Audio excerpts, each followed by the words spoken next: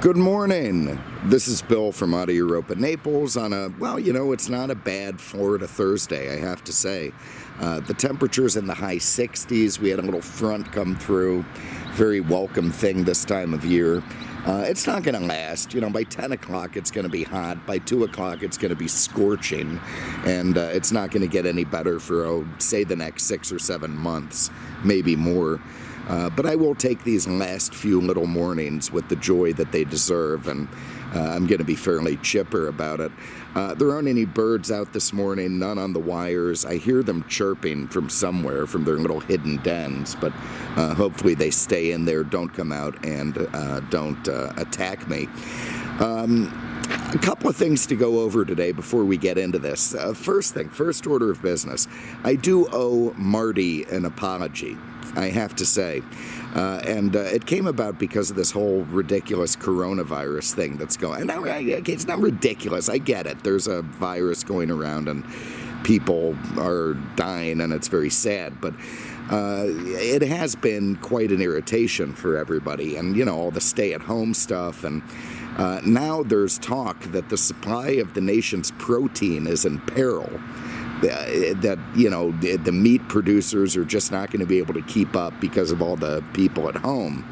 And Marty was gloating because apparently, I don't know, maybe a year or two ago, he had told me that he had a deep freeze, and I ridiculed him because obviously the only people who have deep freezes, well, there's two types of people who would have a deep freeze, and those are, hunters, fishermen, sportsmen, that sort of thing, and serial killers, and that's it. I mean, there really is no reason, other than maybe a restaurant or something that serves frozen food, for people to have a deep freeze. Marty has the morals of an alley cat. He's a revolting human being. He's always bringing home some stray something to, I don't even want to get into what he does with them, but so he's bringing one into his house. She sees this thing in the corner, I presume, and says, what the hell is that? And he says, oh, that's, my deep freeze. Do you want to see my human hand collection? What the hell is the point? If there's a hurricane, which we do get down here, the power's going to be out for like 6 or 7 days. Marty's way too cheap to have a generator to keep the thing going that long, so it just seems like a complete waste. But I have to say that it never occurred to me that we would have an apocalypse while power would still be on, and that does seem to have made his deep freeze come into its own. So I have to give him a little bit of credit for that one. Sorry, Marty, I was wrong. What else? The Brady Bunch. All right, I know this is a bit of a non sequitur, but I was driving up to Cape Coral 2 days ago to help my friend Richard pick up his Porsche that he had painted up there. And this is not a task that I enjoyed, because going to Cape Coral is like a journey into the pits of hell. It's just not something you want to do. It's not somewhere you want to go. But I did it because I'm some type of friend, and we went up there and got it. I brought little Dalton, the detailer, with us so he can load the thing on a trailer. And anyway, on the way up there, we got to talking about, the sort of rubbish people talk about. And we happened upon the Brady Bunch because there was some, when we were pulling off the highway, on the side of the road, there was a woman panhandling. She had one of those cardboard signs, and she looked a lot like Cindy Brady would look, if she had become a panhandler 50 years later. And we thought, okay, there's Cindy Brady on the side. And it sort of made me realize that they never really explained what happened to the original spouses in the Brady Bunch. How the hell could they do that? How could they get away with that? You've got one woman who has 3 kids. I don't know where the hell the baby daddy is, but it's never mentioned. Did he die in a suspicious fire? Was there a divorce? Because there was certainly no weekends or visitation shit going on. Ditto with the other guy with the 3 boys. Where's the wife there? Did he have her put down? Did she have a suspicious fall off a cruise ship? Or, how the hell did that happen? So how did they get away with having so many seasons without explaining what the hell ever happened to these spouses? They never showed up. The kids never cared. It just seems kind of weird. And I think that's something they should get into. Not that the whole show wasn't weird. I mean, you've got the mom screwing one of the kids. You've got the sisters making out. I think at one stage, Marcia was traded for a bag of Coke. I might be thinking about that girl from...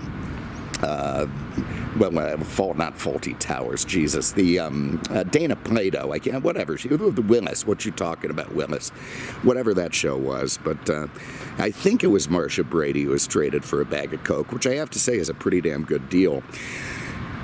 Anyway, I guess people who are looking at this probably don't have any interest in that sort of thing, so we'll just get into this. And this is a Jeep. This is a 2017 Jeep Wrangler Sport. This is essentially the base model of the Jeep world, or at least it was in 2017. It has a few little added bits, and it doesn't have the steel wheels, and it's air conditioned and crap, but it's still a base model. And also, being a base model is the truest to the original Jeep platform, which is an incredible historical thing. I mean, you really have to... I don't like Jeeps. I'm going to say that right off the bat. I never have. But I do understand them, and I can give credit where credit is due. It is as long-lived as the Porsche 911. It's as iconic as the Volkswagen Beetle, and does have more lunatic purist supporters than the 911 does, and probably a more annoying and certainly a more prolific fan base. So it has stood the test of time and still gets made today, which is pretty impressive. To look at the roots of it, you have to go way, way back to the 1930s, just like with the 911, by the way. And a company called, what the hell was it, American Bantam, which was picked up from the ashes of American Austin. Austin being that British car manufacturer that really struggled to make unreliable cars out of reliable platforms. But American Bantam answered the call from the Army. There was this Austin 7, a very famous old car, which actually was in many ways the first Datsun. It was the first BMW. Look it up. I mean, the Austin 7 was made under license, was copied, was dicked around with. It really was quite an influential car. And the British military used it as a light reconnaissance vehicle.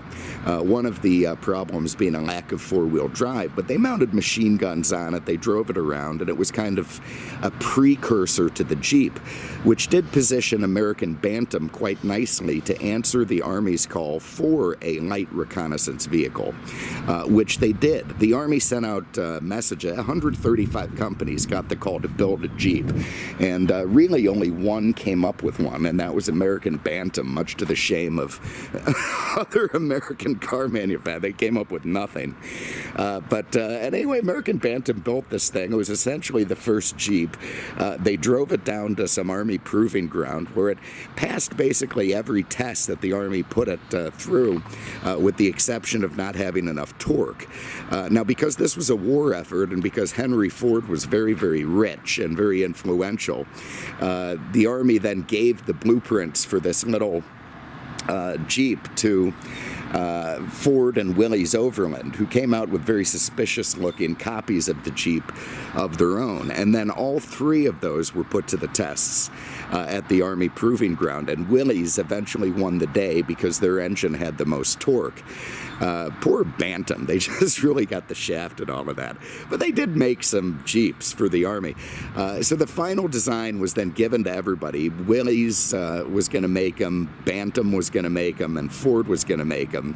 And only Ford truly could keep up with the production. Well, there's a little bit of a catch-22. If Bantam had got the contract, they would have then had the money to make the production possible. But again, Ford, you're not going to get anything by old Henry. So he ended up getting a pretty big contract as well. Bantam made a few thousand of them, but then went on to make trailers for the Army. And they did pretty well. And then they sold that out. It became something else, which became something else. And forgive me, I should know all that crap, but it really doesn't matter. Willys essentially gets the credit for having the first Jeep. And it was an incredible success. I mean, it was used to incredible perfection throughout the war. General Eisenhower said it was one of the most important, maybe like the top three reasons that America could win the war. General Marshall said it was, maybe the most important, non-weaponized thing that got the war going. I mean, everybody just absolutely went nuts for it. By the way, it was Ford that did come up with that 7-slot grill, which has become one of the most famous Jeep trademarks over the year. That was a Ford thing, so you got to give Henry credit for that. But anyway, it became a beloved tool of the military, and it became quite popular throughout the world. They the Russians got them from the U.S. military, the British. These things were everywhere, and they very much did help to win World War II. Afterwards, of course, the GIs are all coming home. Some of them live in rural areas. They remembered how much they loved the Jeeps, and they wanted the damn thing. So Willys started making them for the civilian market right after the war, and very much it could be called truly the first SUV. There's other stuff you could argue it was. It doesn't matter. It really is, for all intents and purposes, the first SUV. And Jeep did keep doing that for a while. In fact, they came up with the first luxury SUV. The Wagoneer is considered to be the first luxury SUV. And this whole flock of purists are the ones who kept the whole damn thing going over the years. I mean, you have to look at it this way. The 911 had incredibly dedicated purists who kept that thing going, kept it air-cooled into the 1990s, which is shocking. To have a modern company building an air-cooled engine in 1997 is just ludicrous. Well, here is a 2017, which not only does the design very faithfully harken back to the original Jeeps, but it's also running a solid front axle. And, I mean, you're talking about covered wagon type crap there. I mean, what the hell?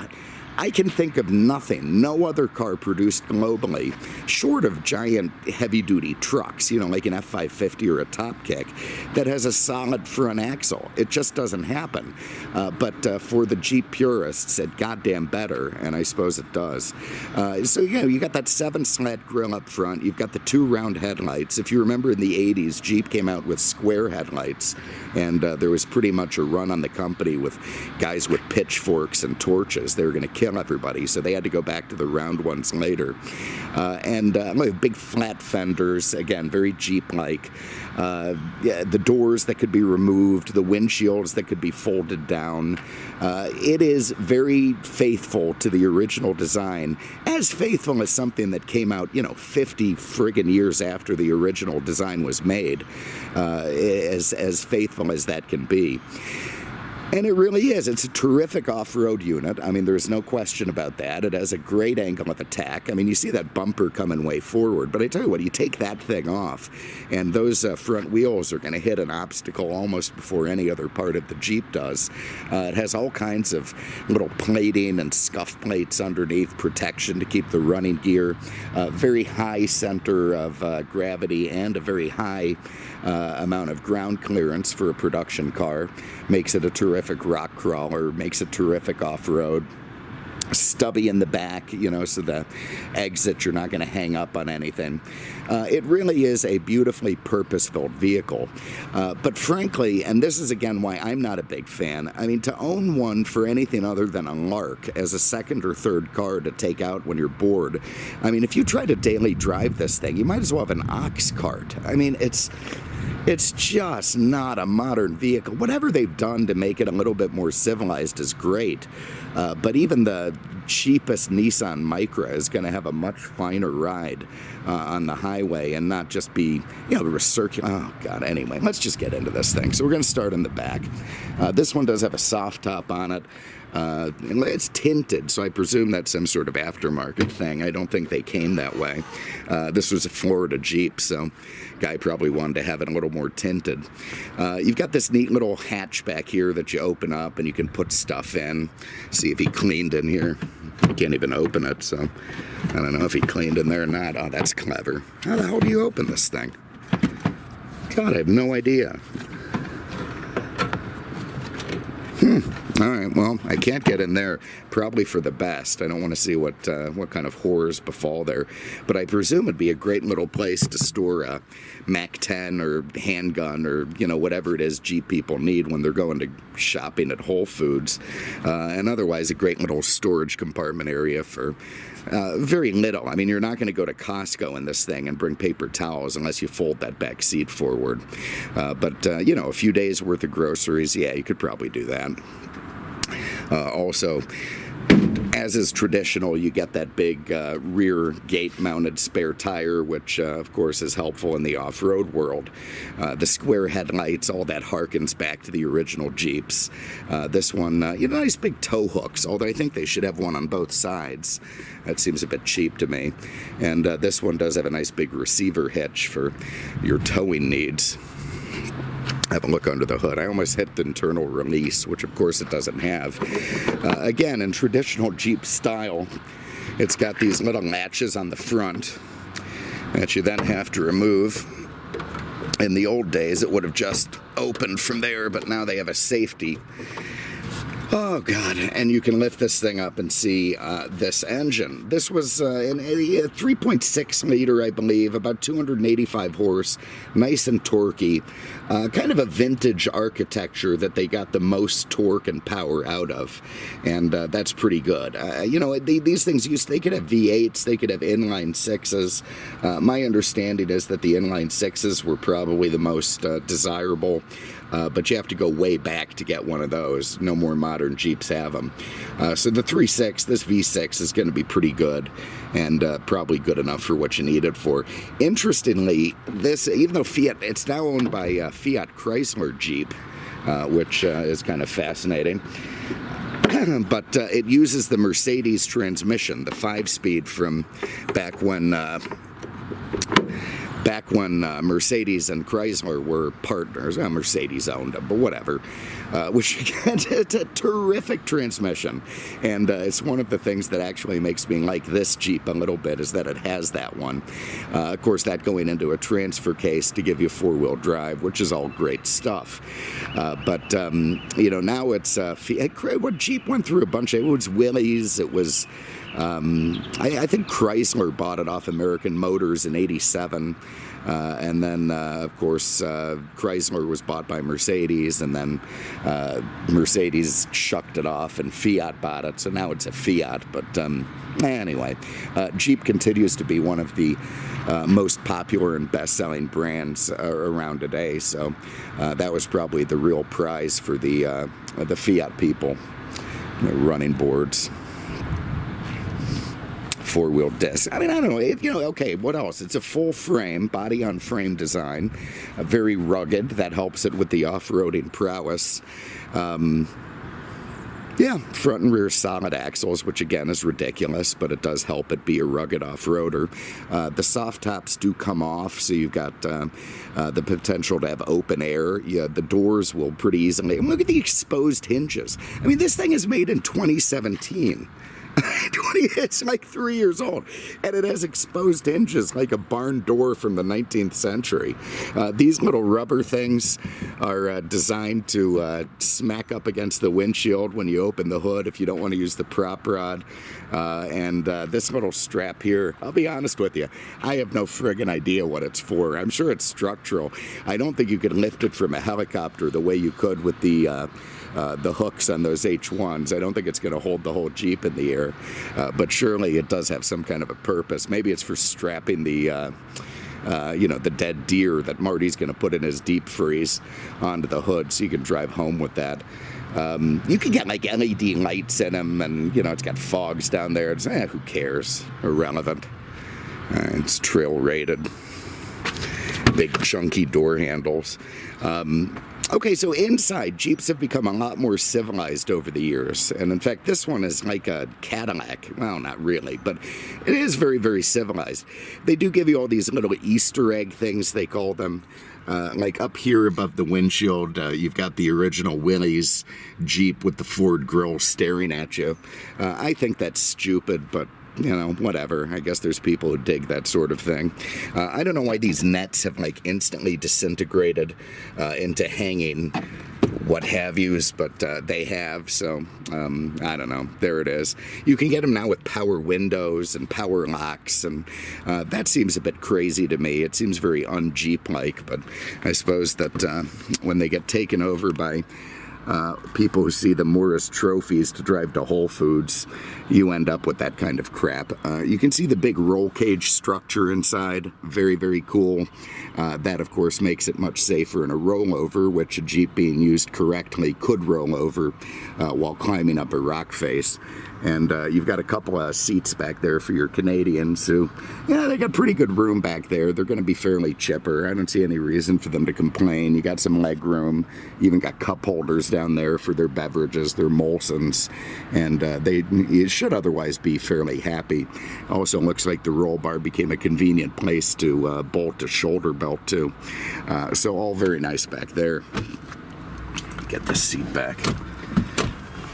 I'm gonna hop in. Ow, God damn it. Let's fire this thing on.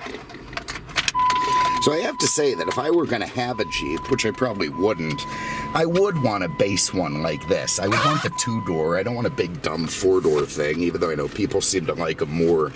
But I think the two-door is certainly more appropriate and sporty to what the Jeep is supposed to be. All right, seatbelt on. You got this big high seating position. You've got this rectangular flat windshield, again, harkening back to... And it's just incredible to me to think that with a little bit of engineering, you can fold that windshield forward, traditional Klinger Jeep style from MASH. It just is wild. But you can. Up here you've got sun visors. This one actually is a vanity mirror. Jesus, I don't want to see how I look this morning. You've got this sort of nicely laid out dashboard, uses kind of soft materials, way more, upmarket than the dashes in the earlier Jeeps. And of course, as they had to progress through the years, that became necessary. I do like the vents in these. I like the way they can be spun around, closed. They have a little Jeep logo on them in case you were worried that you weren't in a Jeep. Now you know, based on the air conditioning display. You've got Jeep facing you here, more Jeep, more Jeep. They put Jeep everywhere in this thing, just in case. More Jeep over here. Again, they have to remind you that you're in a Jeep a lot, which I really don't understand. You got a little oddly luxurious instrument cluster, which would be very simple and utilitarian with the exception of the chrome rings around them, which seem frilly to me, but there they are. Leather-wrapped steering wheel, which seems, okay, anyway, leather-wrapped steering wheel with, you got your cruise control stuff. I don't know what the hell this controls. Airbag, nice. Some sort of Bluetooth. Let's see what we got this morning.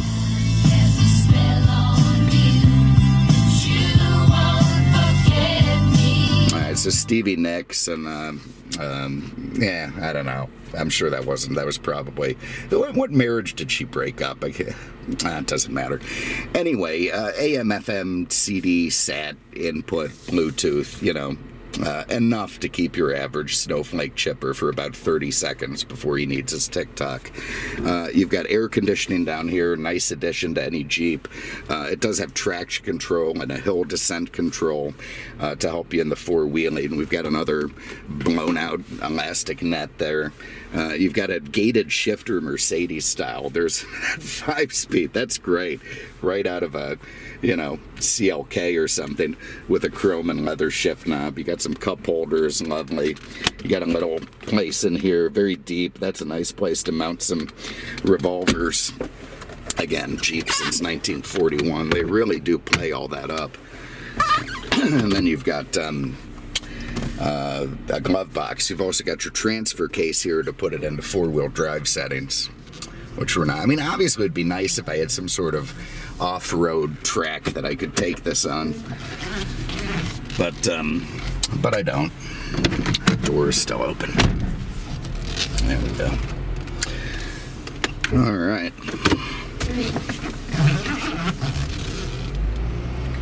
Let's go for a spin. So, oh, Marty, what kind of retard parks that there? You know, for the love of God, put it so you can have flow through for traffic. Don't park somewhere where you're a roadblock. I'm gonna back up and go out this way. He's gonna end up in his own deep freeze if he keeps doing crap like that. So here's what you've got. You've got a recirculating ball steering, which is of course quite rugged and durable and good for off-roading, but isn't the loveliest steering box on the road. You know, feels a bit heavy and jerky. You've got, again, solid front axles. You do have an incredible front turning radius, so the thing will turn extremely well within itself, almost like a, you know, ski boat or something. Again, the V6 puts out nice torque. We're not really hot enough. I'll give it a little jam there, but yeah, so there it is, you know. Gets up and goes, fine. That Mercedes transmission shifts perfectly, very, very nice. And so now I have started my trek in a Jeep. So that means I'm going to be correcting the steering like 800 times per second. I'm not even on the highway. It means I'm going to feel every bump and bruise in the road right in my rump. It means I'm going to get wind noise. It means I'm going to get this harsh, strange ride that, again, the Jeep people like. But, I mean, if you offered this to someone as a modern vehicle who really didn't know anything about Jeeps or cars, they'd wonder what the hell you were doing. So there it is. I mean, I'm not going to go on and on about there's one of those new Jeep trucks. You know what they want for those things? Blow your mind. And what good are they? That would be another question. Anyway, so there it is. This is the definitive American Jeep, the 4x4. God, they're all over the place. Like 911s, they've been around forever. They're driven by purists. They hold their value.